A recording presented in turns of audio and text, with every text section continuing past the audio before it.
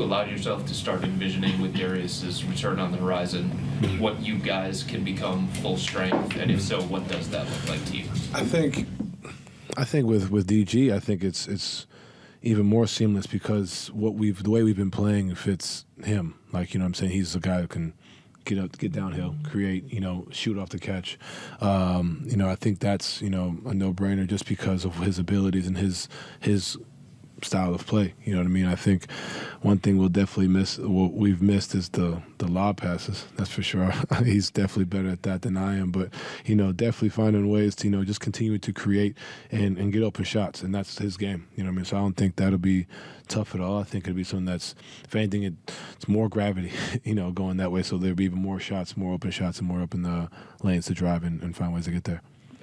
Jackson. So this might have been your last game as the starting point guard. What have you really learned about your game, and how have you developed in this time? I'm going to say what I said before, that, what I work on is, it's basically just coming to fruition. Like, our biggest thing is I've been doing this, in spurts, so I think now it's just the continuous work that I've put in. It's showing, you know what I mean? But at the end of the day, I'm ready for whatever's called. That's kind of my job as the guy, to be able to do whatever it takes on a nightly basis.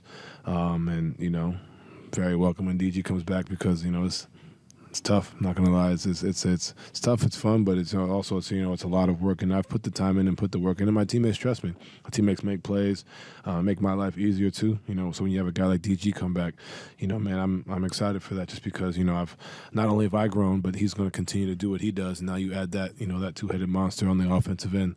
I think it'll be something that will be very tough to defend.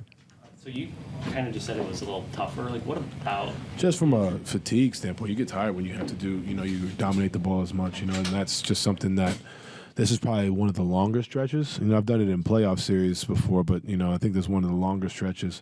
But what's made it easier is being able to just, outlet the ball, have the ball come back quick, swing, like thinking the game in that way. And also that just allows you to think the game from a whole different perspective. So even when, I do move back to the two, it's the same thing. It's like, cool, get off it quick. Now the next guy attacks downhill. They help. Now it's a swing. Like, there's so many different ways than just being like the guy who walks it up the floor and kind of goes about it. So it's taught me and shown me a lot of things that I've seen on film that I think I've allowed to implement in my game. And I think just from a fatigue standpoint, I think when I say tough, that's probably the toughest part, is just getting used to that. But I've been doing it for a while, so I think I'm pretty used to it now. But I think that's probably one of the tougher parts, is being able to consistently on a nightly basis do that.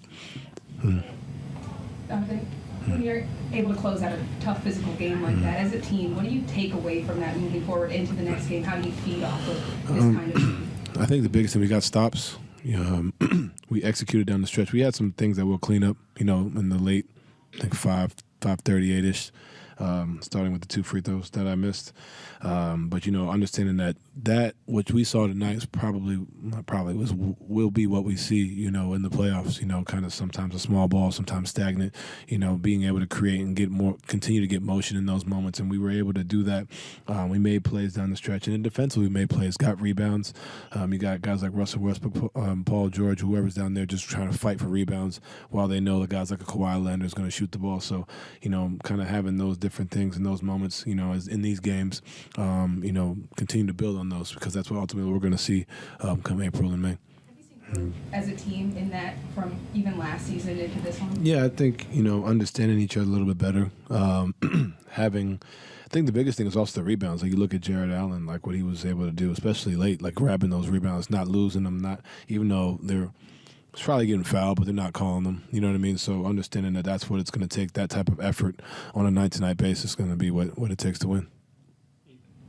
Donovan, you mentioned in the locker room briefly about how good Isaac's been on the defensive end. Can you expand on that and why you think he should be all NBA first team? Yeah, I think he takes the challenge every night. You know why he's there. It's kind of one of those things. He has like his own coverage. It's like he does his own thing, and we let him, just because we know he's going to dominate his matchup every night. I think, and that's something that doesn't really.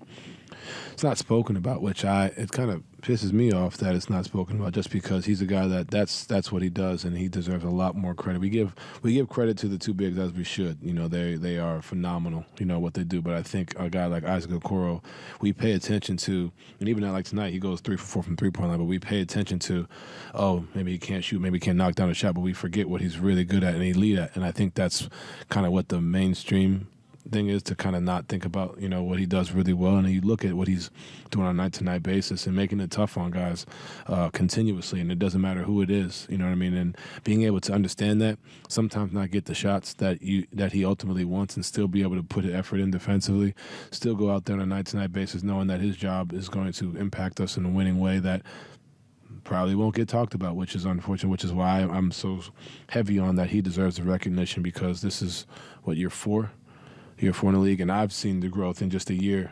that I've been around him. You know what I mean? So he's one of the tougher guys in the league to go at. You know, it's not no easy night, and he's showing that on a consistent basis, and it definitely needs to be talked about.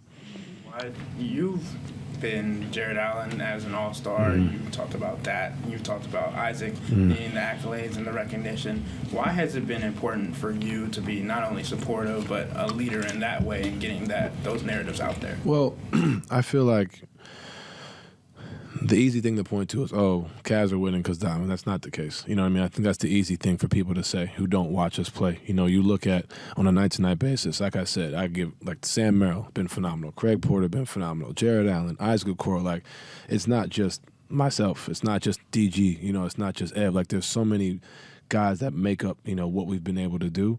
And I think for me it's important as a leader, just because I feel like, one, people listen to what I say, and I think it's something that will get talked about, and also that I think they deserve to be talked about. They've put the work and they put the time in, and they're showing it on a consistent basis. You know, they've shown it when we've lost 36 points and however many rebounds and assists with DG and Ev. Like, you know, a guy like Isaac Okoro goes 5 of 10 from the field, 3 or 4 from 3, makes all his free throws, has 17 points, and, you know, holds different matchups. I don't know what the numbers are, but, like, you know, like that's impressive against a team like the Clippers, who have been phenomenal. You know what I mean? Does the same thing against the Bucks with Dame. Like, these aren't just like teams that everybody expects us to be. These are teams that are championship caliber teams, and he's doing this against guys who are top 75 players, Hall of Famers, whatever you want to call them. And I think that's just been why I feel like, you know, I have to say it, because I feel like those guys won't say it about themselves. I respect that about them, but ultimately they deserve recognition for the work they've been doing. Last two here in the Donovan, obviously you'd rather have Darius and Evan out there with you, but JB talked about, you know, Evan kind of embracing the injury as like there's a silver lining in it. You guys have kind of found this identity with yourself. Some other guys that were more role players have emerged. Just was there a silver lining that you guys found on the opposite side of it without those guys? 100%. I think it gave guys opportunities that, like I said, we knew, you know, that they were, like, Sam Merrill was able. We knew Sam was able to shoot. I wouldn't say I was expecting to hit 8 threes in Orlando like that's consistently, or having 30, but, like, you know, we knew he could shoot. Craig Porter, being able to see what he can step up in moments and be unfazed. You know, I think that's the biggest thing. You look at George has been able to develop back into his form. Dean Wade's been phenomenal. So now you have all that. On the bench, Karras has been phenomenal, 6th Man of the Year candidate. Like, you look at all that, and then you add 36 points, however many assists, and like 15 rebounds, wherever it is. Like, you know what I'm saying? So you add that back to what we already have. And then also you add, like I said, with adding those two guys back, you have guys that understand that minutes are going to shrink, times in game are going to be different, but also being okay with that. So I think there definitely was a silver lining. So I think those guys would be hitting their prime form, you know, DG and Ev towards the playoffs, getting them in full game shape, you know. So there's a lot of things you can look at, and obviously, like you said, you want those two guys out there, but, you know, to see the development of guys has been great to see. And then off of that, you mentioned how it won't be flawless, but you guys will kind of try to reintegrate them into what you guys have been doing. What is the biggest challenge, though, you think that? I mean, obviously, they're two great players. They'll figure it out eventually, but what is the biggest challenge of bringing those two guys back in? It's going to sound very simple, knowing the plays, to be honest. And I say that because we were going through practice shoot-around, and we forget that those two guys don't really know a lot of what the actions that we're in off of that. So I think that's something that'll be definitely challenging. But be fine, be quick to get back into it. But ultimately, it's tough, man, because the way we've been playing, it really suits those two guys in particular. I mean, I think we run the ball. We've wanted to play with pace. We're doing that. Obviously, continuing to find guys. Continue defensively. We've taken a step. You know what I mean? So you add a guy like Ev, it's only going to get tougher to score on us. You know what I mean? So I can't pinpoint one thing, but I think the biggest thing I would say is just getting reintegrated, understanding, all right, cool, we'll run this action instead of it being Sam, it's DG. All right, cool. We want DG on this side so they can't single side tag. All right, cool. We want you in this action. I'm going to screen because they won't switch off of me. All right, cool. Ev, I'm going to screen off you because they may head. You get to your little role, get to a little two-man game.